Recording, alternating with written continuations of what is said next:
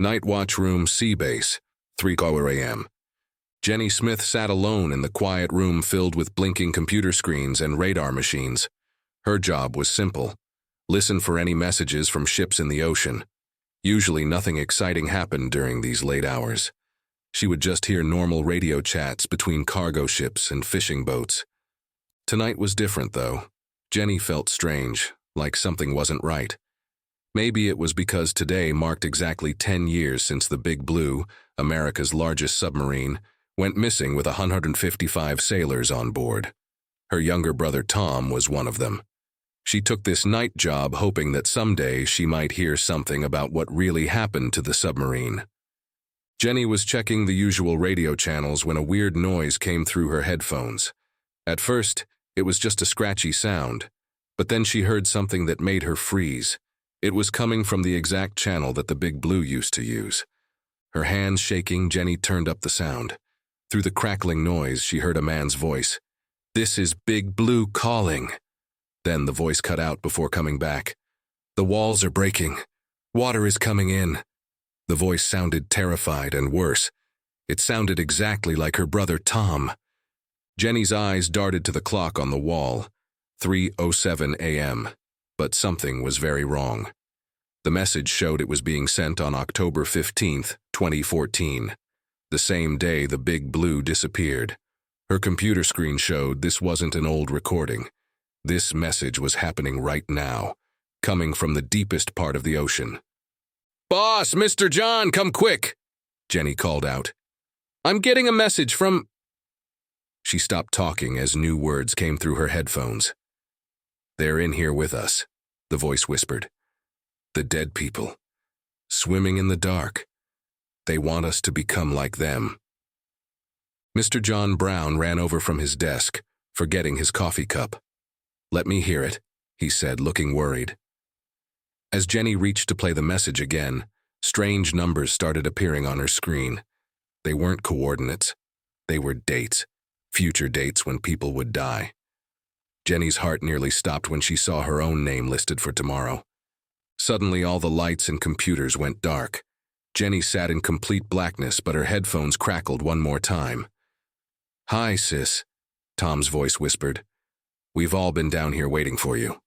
In the pitch darkness, Jenny felt something wet and ice-cold grab her hand. But that wasn't the scariest part. As emergency lights slowly flickered on, Jenny saw puddles of seawater spreading across the floor. Impossible, since they were on the 5th floor. Her phone buzzed with a text from an unknown number. "Don't trust the rescue team when they come. They're not who they say they are." The seawater kept rising, and now Jenny could hear whispers coming from it. Voices of the missing sailors, but they were saying impossible things about what really happened to the Big Blue. Things about secret experiments, hidden doors at the bottom of the ocean, and creatures that shouldn't exist. Mr. John grabbed Jenny's arm. "We need to leave now." But as they reached the door, Jenny's phone buzzed again. This time it was a video, showing them trying to escape, filmed from inside the room they were in right now, dated tomorrow. As Jenny watched in horror, she saw what was waiting for them in the hallway. The video cut off just as something emerged from the rising water behind them. The door handle started turning on its own. Jenny yanked her hand away from the door just as it burst open. But instead of the horror she expected from the video, there stood Lisa Chen, the night janitor, holding her mop in confusion. Behind Lisa, the hallway was completely dry.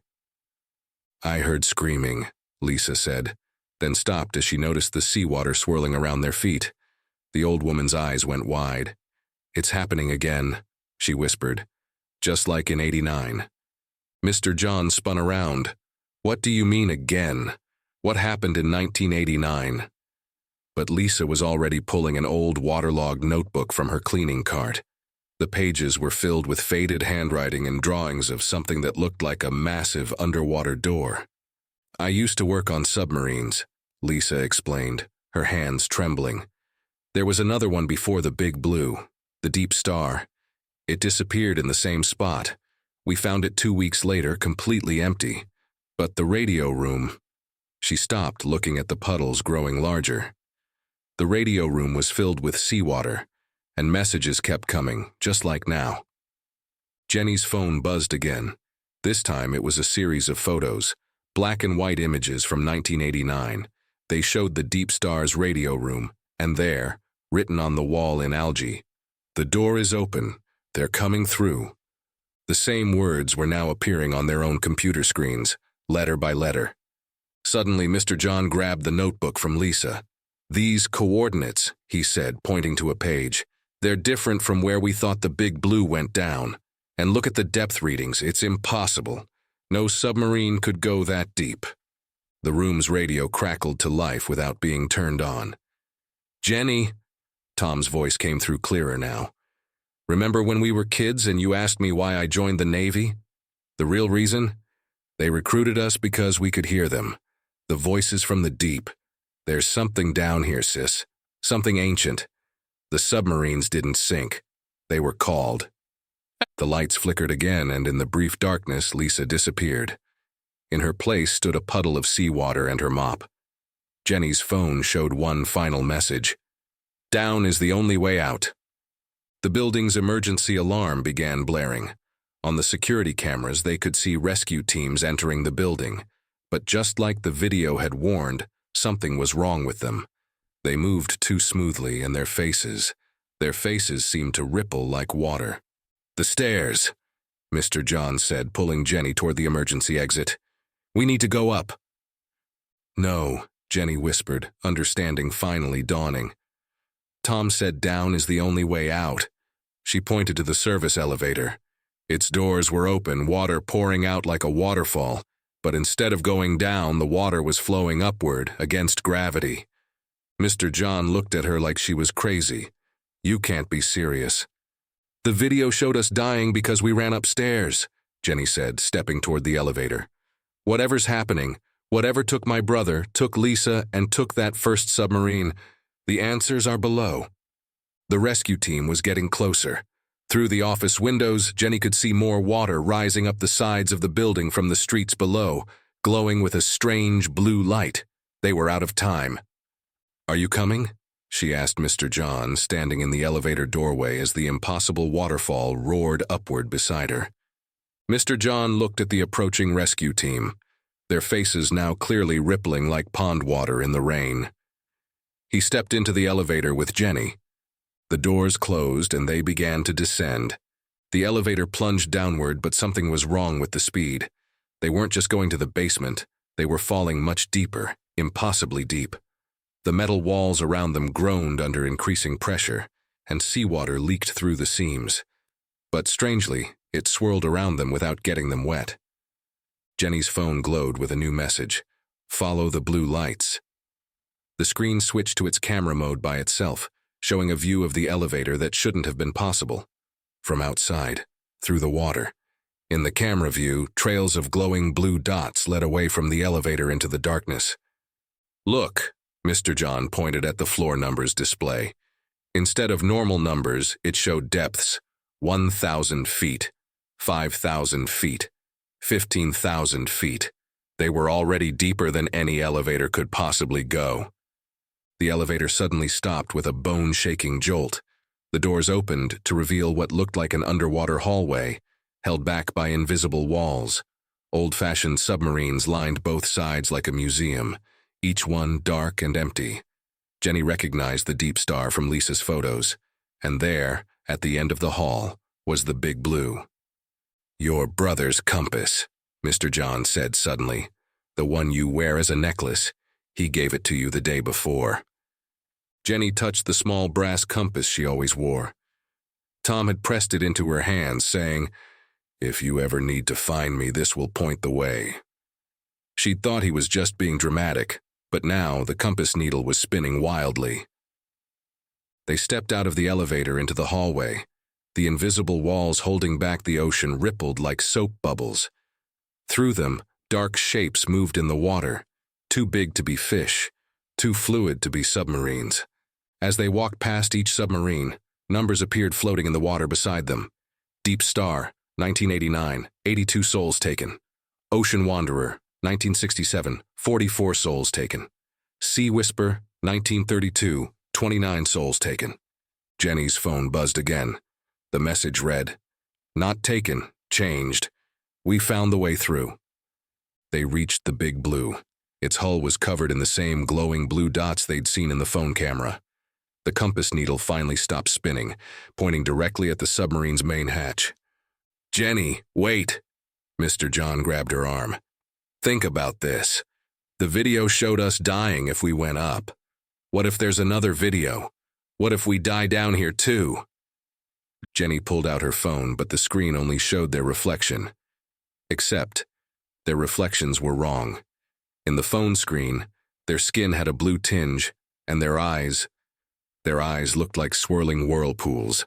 The submarine's hatch swung open by itself. Inside, they could see a trail of wet footprints leading deeper into the vessel. Tom's voice echoed from within. "Almost there, sis, but you need to understand what you're walking into. What's through that door at the bottom of the ocean?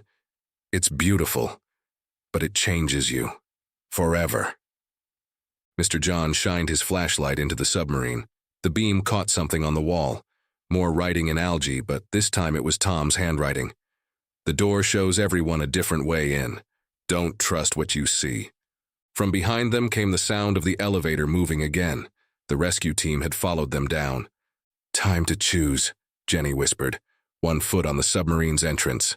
"Face whatever's in there or face them." The elevator dinged. They rushed into the Big Blue, closing the hatch just as the first of the water-faced rescue team reached the hallway.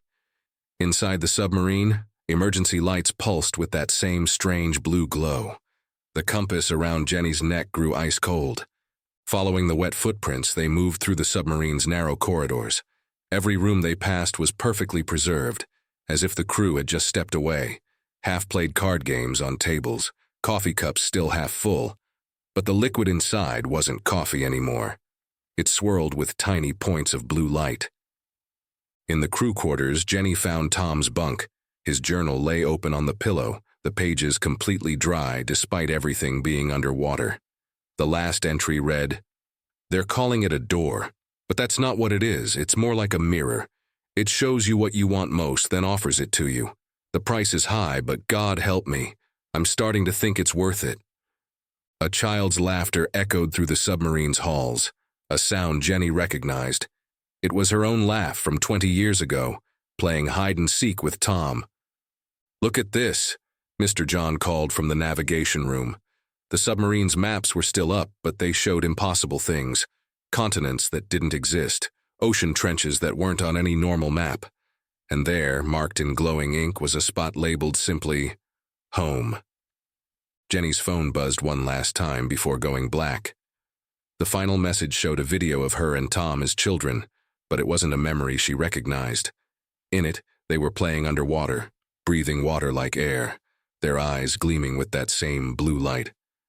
They reached the control room. The entire front window was filled with a strange light coming from something deeper in the ocean. The rescue team's footsteps echoed behind them, getting closer. "There," Mr. John pointed. A new set of footprints led to a hatch in the floor that shouldn't have been there. Next to it lay a sign that read "Emergency Escape Pod," but the metal looked ancient, covered in symbols that seemed to move when you didn't look directly at them. Jenny's compass was pulling so hard now it nearly yanked itself from her neck. Through the front window, massive shapes moved in the deep, beautiful and terrible things that made her eyes hurt to look at. "I know what happened to them now," Jenny whispered. "They didn't die. They didn't get taken. They found something that's been down here longer than humans have existed. Something that's been waiting." Mr. John stared at the hatch. "If we open that, we're not coming back, are we? At least not as ourselves." The rescue team was almost at the control room, but now Jenny could see them clearly. They weren't wearing diving gear, they were wearing normal clothes. Their bodies rippled like they were underwater, but they were completely dry. And their faces were familiar. They were the faces of every person who had disappeared at sea since the beginning of time. Jenny looked at her reflection in a dark computer screen. Her eyes had started to change, swirling with tiny dots of light like stars in an underwater sky. The choice was simple now: become like them or... She grabbed the hatch handle. Below, something vast and ancient stirred. "Tom always said the ocean had secrets," Jenny said. "I just never thought I'd become one of them." She pulled the handle. The hatch opened with a sound like whales singing. Instead of water rushing in, a spiral staircase of glowing blue light stretched down into darkness.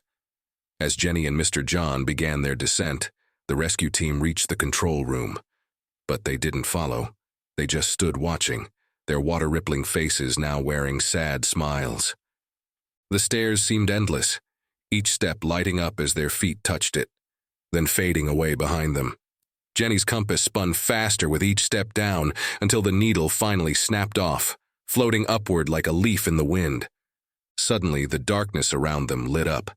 They weren't in a stairwell anymore. They were walking down into what looked like an underwater city. Ancient buildings made of black stone and glowing coral stretched for miles in every direction. Streets paved with what looked like pearls wound between them. And swimming through it all were people. Hundreds of them. Some looked like normal humans. Others were changing, their skin taking on that blue glow, their movements becoming more fluid. "Jenny," a familiar voice called. Tom stood at the bottom of the stairs looking exactly as he had 10 years ago, except his eyes swirled like whirlpools. "Welcome home, sis." But something was wrong. Tom's voice came from everywhere at once, and when Jenny looked closer, she saw he was in multiple places at the same time. Like ripples in a pond, dozens of Toms overlapped and moved independently. "What is this place?" Mr. John asked, his voice shaking. "The truth," all the Toms said at once. "Humans think they came from the ocean, but they're wrong. The ocean came from us." The buildings around them shifted, revealing they weren't buildings at all. They were parts of something alive, something so vast it used the ocean floor as its body. The people swimming through the streets weren't swimming through water. They were swimming through its thoughts. "Remember the stories Mom used to tell us?" Tom asked Jenny. "About how our great-grandmother could breathe underwater?" She wasn't making that up. Some humans remember where they really came from. That's why it calls to us. Jenny's skin had started to ripple like everyone else's. When she spoke, her voice echoed like she was talking through water. "The submarines. You led them here on purpose." Tom smiled. "We needed to wake up more of the sleepers, humans who still carry the old blood. Look." He pointed to a wall made of what looked like dark glass. In it, Jenny saw reflections, but not of herself. She saw her great-grandmother as a young woman, swimming with whales. She saw ancient cities under the waves filled with people who lived in both water and air. She saw the future, oceans rising, but instead of disaster, she saw humanity remembering, changing, returning. "The door everyone talks about," Jenny whispered. "It's not a door at all, is it? It's a memory." "Time to remember, sis," Tom said, holding out his hand. "But first, there's someone else who needs to wake up too." Behind them, Mr. John had fallen to his knees. His eyes were wide with recognition as he stared at his own reflection in the dark glass. But his reflection wasn't wearing a security uniform. It wore the ancient robes of someone who had helped build this city, thousands of years ago. The water around them began to sing. The singing grew louder, each note bringing back memories Jenny didn't know she had. She remembered swimming in ancient seas, remembered helping build the first temples beneath the waves, remembered the day they decided to send some of their people onto land, to keep watch, to remember, to wait for the right time. Mr. John, or whatever his real name had been thousands of years ago, was changing faster now. His security uniform melted away, replaced by robes that seemed made of flowing water. "I was supposed to guide them," he said in a voice that echoed with centuries. "I've been watching over the submarines, over all the ships, guiding the right ones home." The city shifted around them again. What they had thought were streets were actually veins, carrying memories instead of blood through the body of something that had been dreaming beneath the ocean since before time began. And now, it was waking up. Jenny watched as more people emerged from the glowing buildings, the crew of the Big Blue, the Deep Star, and hundreds of other lost ships. But there were thousands more arriving, swimming down from above.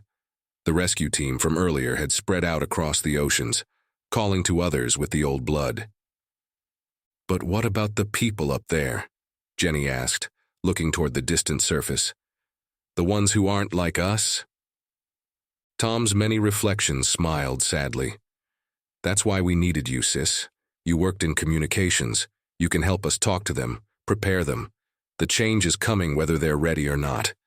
The Ancient One is awakening and the waters will rise. They need to remember how to breathe." Jenny's phone floated out of her pocket, but it wasn't a phone anymore. It had become something older, a device made of crystal and living coral. On its surface, she saw news reports from around the world, mysterious messages being received at every naval base, every coastal city. People everywhere were beginning to remember. A small girl swam past them, laughing that same laugh Jenny had heard earlier in the submarine. But it wasn't a memory. It was the future. Her own daughter, born with gills, born remembering. Mr. John touched the wall of living stone and patterns of light spread from his fingers. "The Ancient One dreams in patterns," he said. "Mathematics, music, DNA, they're all the same thing. That's why some humans remember better than others. They can still read the patterns." Suddenly, the entire city trembled. Far above, something was descending from the surface, more submarines, but these were different. Military vessels, loaded with weapons, coming to investigate the disappearances. "They're not ready," Tom said urgently. "They'll react with fear." Jenny looked at the crystal device in her hands. "Then we need to help them remember faster." She pressed her palm against its surface, and it began to pulse with blue light. Around the world, every radio, every TV, every phone screen began to glow with the same light. The Ancient One was about to speak through her, to remind humanity of its first home. But as she opened her mouth to begin the broadcast, a terrible sound echoed through the water. The submarines above were launching depth charges. The Ancient One stirred in its sleep. The depth charges exploded above them, but instead of creating destruction, each explosion transformed into a burst of blue light as it hit the Ancient One's protective field. The living city trembled, and Jenny felt a surge of emotion that wasn't just her own. The Ancient One was sad, disappointed, like a parent watching children fight. Through the crystal device, Jenny could see the submarine crew's faces as their weapons turned to light. Their expressions changed from determination to confusion, then to wonder as the blue glow began seeping into their vessels. She could feel their old blood responding, even if they didn't understand yet. "Look," Tom pointed upward. The water between them and the attack submarines was filling with shapes, whales, dolphins, and creatures that hadn't been seen by human eyes for millions of years. They formed a living barrier, their songs joining with the city's music. Mr. John's robe swirled as he raised his hands. "It's time," he said, his voice carrying the weight of centuries. "Jenny, the broadcast must begin now. The Ancient One can't hold back the changes any longer." Jenny hesitated. Through the crystal, she saw flashes of what was coming. Coastal cities transformed into underwater gardens, children being born with the ability to breathe water, the old ones rising from other deep places around the world. It would be beautiful, but the transition would be difficult for many. "They're launching more weapons," Tom warned. On the crystal's surface, Jenny saw military forces around the world mobilizing, ready to attack what they didn't understand. Then she saw something else. In a small coastal town, a little girl was staring at the ocean, her eyes already beginning to swirl with blue light. In another city, an old man looked at his reflection and saw his true self from thousands of years ago. All around the world, people were starting to remember on their own. Jenny pressed both hands against the crystal and began to speak. But what came out wasn't just her voice. It was the voice of the ocean itself, of every person who had ever returned home to the waves, of the Ancient One who had waited so patiently for its children to remember. "Remember," the voices said together. On every screen, on every device around the world, people saw themselves as they had been before. Not just their own past lives, but the shared memory of their species' true origin. The attack submarines above them went quiet. Through the crystal, Jenny watched as their crews sat motionless, overwhelmed by returning memories. Some were crying, others were laughing, many were already beginning to change. But then something unexpected happened. The Ancient One moved. For the first time in millions of years, it was rising from its resting place. The entire city shuddered as walls of water higher than mountains began to form on every coast around the world. "This wasn't supposed to happen yet," Tom said, his multiple reflections showing fear. "It's too soon. They're not ready." The crystal in Jenny's hands grew hot. Through it she could feel millions of minds connecting at once, overwhelmed by the flood of memories. Some were accepting the change peacefully, but others were resistant, fighting against the awakening. The balance between peace and panic hung by a thread. That's when Jenny realized she hadn't been brought here just to help people remember. She had been brought here to help them survive the remembering.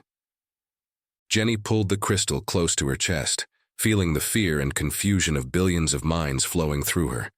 She had to find a way to ease their transition, to prevent panic from turning into chaos.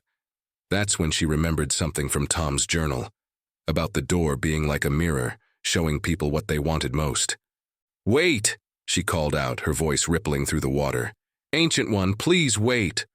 The rising walls of water around the world paused, hovering like frozen tsunamis. Through the crystal, she could see people on every coast staring up in terror at the impossible waves. "Let me show them slowly," Jenny whispered. "Let me show them the way we were shown." The crystal pulsed in response, and the scene around her changed. Suddenly, every person watching their screens saw not destruction, but possibility. The waves weren't going to crash down, they were going to transform.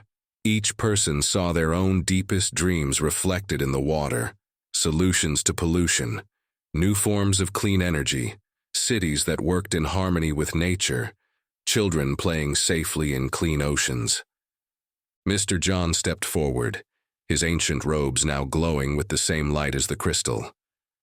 "Of course," he said, understanding dawning on his face.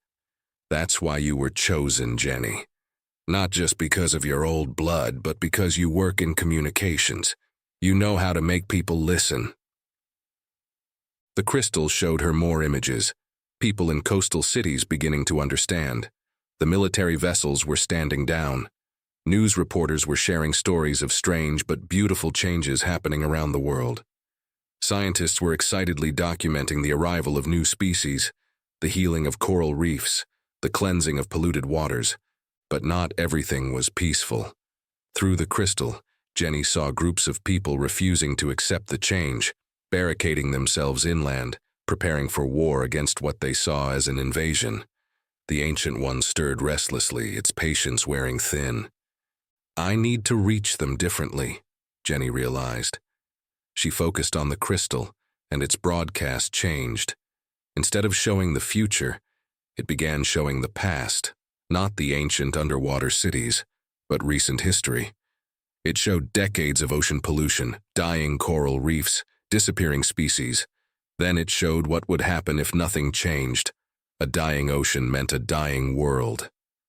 The images shifted again, showing a third path, harmony between land and sea, between past and future, between what humanity had become and what it could be again.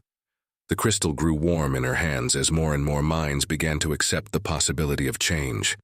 That's when the Ancient One revealed something else through the crystal. This wasn't the first time this had happened. Other civilizations had faced this choice before. Some had chosen to remember and change. Others had chosen to forget and perish. Earth's humanity was not the first to face this decision, but they might be the last to have the choice. Tom's reflections gathered around Jenny, each showing a different possible future. "It's working," he said, "but there's something else you need to know, about why it had to be you, why it had to be now." The crystal showed her one final image, a massive dark shape moving through space, heading toward Earth. Another Ancient One, returning home after millions of years, expecting to find its children ready. They had less time than they thought. The crystal vibrated with a new frequency, and Jenny saw the truth unfold before her. The Ancient Ones weren't just beings that lived in Earth's oceans. They were travelers, seeders of life across the universe. The one returning from space had left Earth millions of years ago, spreading life to other worlds. Now it was coming back to check on its children. Through the crystal, Jenny watched as astronomers around the world suddenly detected the massive object moving through space. But instead of causing more panic, this revelation was having an unexpected effect. Humanity began to understand they weren't just facing a choice about Earth's oceans. They were about to face their first test as a species ready to join a much larger community. "The submarines," Jenny gasped, understanding finally clicking into place. "We weren't just finding lost sailors, we were building a bridge between worlds." Each submarine crew that had disappeared had actually been preparing, learning, adapting, becoming ambassadors for humanity's transformation. Mr. John nodded, his ancient robes now showing moving images of other worlds, other oceans, other transformed species. "Every civilized world out there started in the seas," he said. "The ones that survived learned to keep their connection to the water. The ones that didn't—" The crystal showed her graveyard worlds, dried-up oceans, dead civilizations that had chosen to deny their origins. Earth had been heading down that path, but now there was hope. Suddenly, the city around them began to change.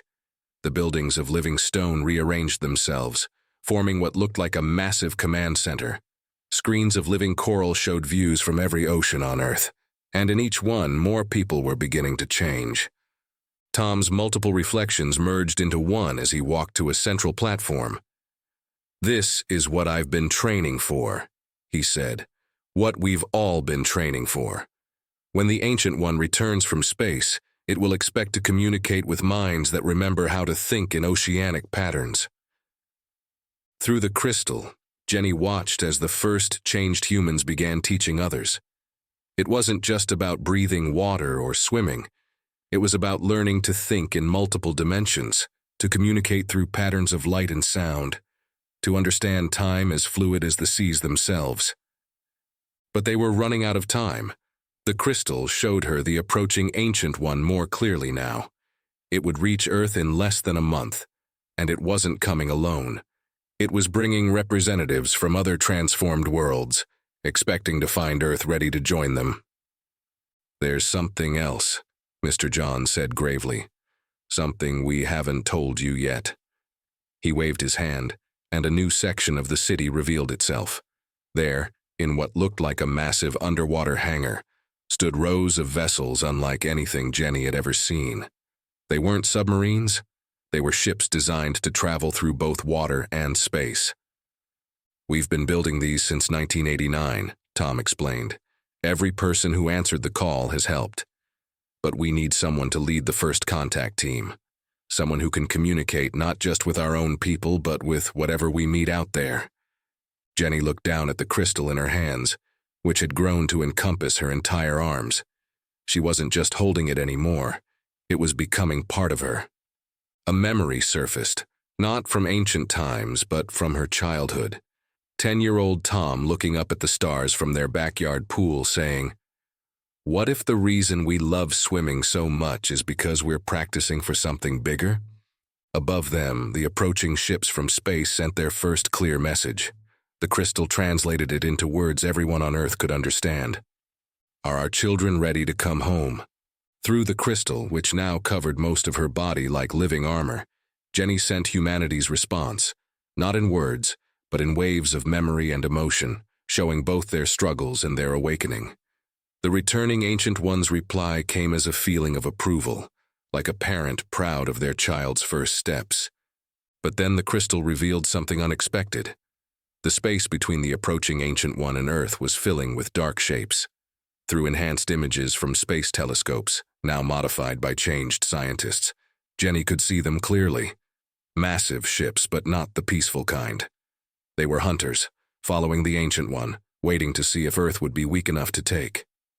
"They follow every awakening," Mr. John explained, his robes shifting to show scenes of other worlds that had faced this challenge.